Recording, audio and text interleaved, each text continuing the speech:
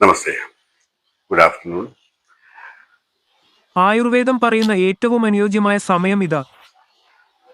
നിങ്ങളുടെ ശരീരത്തിലെ മെറ്റബോളിസം വർദ്ധിപ്പിക്കുന്നതിനും ഋതുഭേദങ്ങൾ മൂലമുണ്ടാകുന്ന രോഗസാധ്യതകൾ പ്രതിരോധിക്കുവാനും കേരളത്തിൽ ഏകദേശം 6 ഋതുക്കൾ ലഭ്യമാണ്. അവയിൽ ഓരോ ഋതുവിലും ശാരീരിക മാറ്റങ്ങൾ സംഭവിക്കുന്നു. ആയുർവേദത്തിൽ ഏറെ പ്രാധാന്യമുള്ള ഋതുസന്ധി. ഈ ഋതുസന്ധിക്ക് ഒരു പ്രാധാന്യമുണ്ട്. നമ്മുടെ ശരീരത്തിൽ ചില ശുദ്ധീകരണ ചികിത്സകൾ നടത്തുന്നതിനെ നമ്മൾ കർക്കടക ചികിത്സ എന്ന് വിളിക്കുന്നു. വേനൽക്കാലം വരുമ്പോൾ 32 ഡിഗ്രി, Pretty 32 degrees. 33 ഡിഗ്രി ചൂട്, പെട്ടെന്ന് കനത്ത മഴ, പെട്ടെന്നുള്ള കാലാവസ്ഥാ മാറ്റത്തിൽ നിന്നും പുറത്തുവരാനോ അതിൽ നിന്ന് മുക്തി നേടാനോ കുറച്ച് സമയമെടുക്കും. ശരീരത്തിന് ചൂടിൽ നിന്നും തണുപ്പിൽ നിന്നും Heat and cold changes in the body. അതിനാൽ ആയുർവേദം അനുസരിച്ച് കാരണമാകുന്ന വായു, ശരീരത്തിലെ നാഡീസംബന്ധമായ പ്രവർത്തനങ്ങൾ, നാഡീചാലകം, കൽപ്പനകൾ എന്നിവയെല്ലാം വായുവിന്റെ സാന്നിധ്യത്തിലൂടെയാണ് സംഭവിക്കുന്നത്.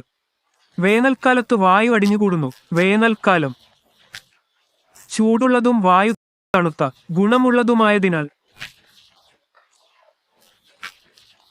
അത് ശരീരത്തിൽ വഷളാകുന്നില്ല. ഈ വായു മഴക്കാലം പോലുള്ള അനുകൂലമായ കാലാവസ്ഥ, തണുപ്പ് കാരണം വരുമ്പോൾ അടിഞ്ഞുകൂടുന്ന വായു ശരീരത്തിൽ വഷളാകുകയും സന്ധികളിൽ ധാരാളം വേദന, സന്ധികളിൽ വീക്കം, ചലനശേഷി പ്രശ്നങ്ങൾ എന്നിവ ഉണ്ടാക്കുകയും ചെയ്യുന്നു. പ്രത്യേകിച്ച് പ്രായമായവരിലും മെലിഞ്ഞ പ്രകൃതക്കാരിലും ആയുർവേദമനുസരിച്ച് വാദപ്രകൃതിയുള്ളവരിലും And those who are Vada Prakriti, as per Ayurveda. ശരീരത്തിലെ നീർക്കെട്ടും വിഷാംശങ്ങളും ഇല്ലാതാക്കാൻ സീസണൽ ഇടവേളയാണിത്.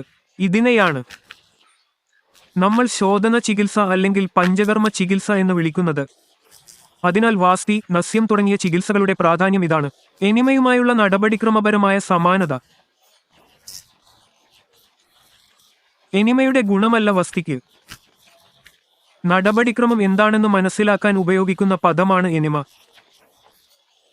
മലാശയത്തിലൂടെയാണ് ഇത് പ്രയോഗിക്കുന്നത്. മലാശയത്തിന്റെയും വൻകുടലിന്റെയും The ability of the rectal ചില ഭാഗങ്ങൾ ഭക്ഷണം ആഗിരണം ചെയ്യാനുള്ള distant area of the colon to absorb ശരീരത്തിലേക്ക് കടന്നുപോകുന്ന വസ്തുക്കൾ ആഗിരണം ചെയ്യാനുള്ള is passing through to the body is very much higher than other organs in the other stomach or other.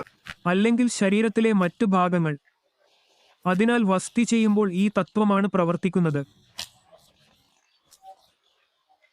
ലോകത്തിന്റെ സ്വഭാവമനുസരിച്ച് വിവിധ തരം വസ്തികളുണ്ട്. കൂടാതെ ശരീരത്തിലെ വിവിധ പ്രവർത്തനങ്ങളെയും നിയന്ത്രിക്കുന്നു. അതിനാൽ 7 ദിവസത്തെ ഒരു കോഴ്സിന് ശേഷം അഭ്യംഗം എന്നത് എണ്ണ മസാജാണ്. ഇത് വെറും മസാജ് അല്ല, ഒരു ചികിത്സാ രീതിയാണ്. നമ്മൾ ഇതിനെ ഉൽക്ലേശം എന്ന് വിളിക്കുന്നു.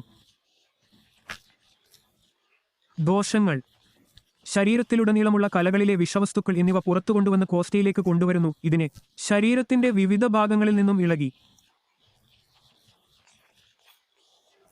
ശോധനയും എന്ന് വിളിക്കാം. ആമാശയത്തിൽ അടിഞ്ഞുകൂടിയ ഈ ദോഷം ശരീരത്തിന് പുറത്ത് നീക്കം ചെയ്യുന്നതും ശുദ്ധീകരിക്കപ്പെടുന്നതുമായ ചികിത്സയാണിത്. താരതമ്യേന ഇത് കൂടുതൽ മെച്ചപ്പെടുകയും ശക്തമാവുകയും വരും മാസങ്ങളിലോ ഇവിടെ വരാനിരിക്കുന്ന ഋതുക്കൾക്ക് വേണ്ടി തയ്യാറെടുക്കുകയും ചെയ്യുന്നു. അതിനാൽ ഇത് എല്ലാ വർഷവും ചെയ്യാം. ഏറ്റവും അനുയോജ്യമായ സമയം കർക്കടക മാസമോ ജൂൺ അല്ലെങ്കിൽ ജൂലൈ മാസങ്ങൾക്ക് അടുത്താണ്.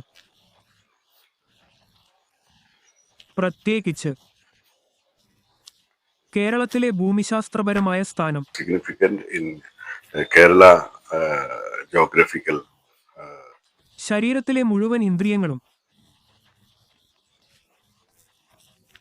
സൈനസുകളും, കാഴ്ചയും, കണ്ണുകളുടെ ആയാസം, കണ്ണിൽ നിന്ന് വെള്ളം വരൽ, തലവേദന, മൈഗ്രെയിൻ ഇവയ്ക്ക് ഫലപ്രദമായി പ്രയോജനം ചെയ്യുന്നു.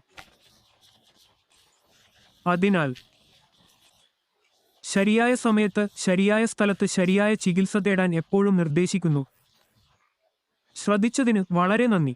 Time at the right place. Thank you so much.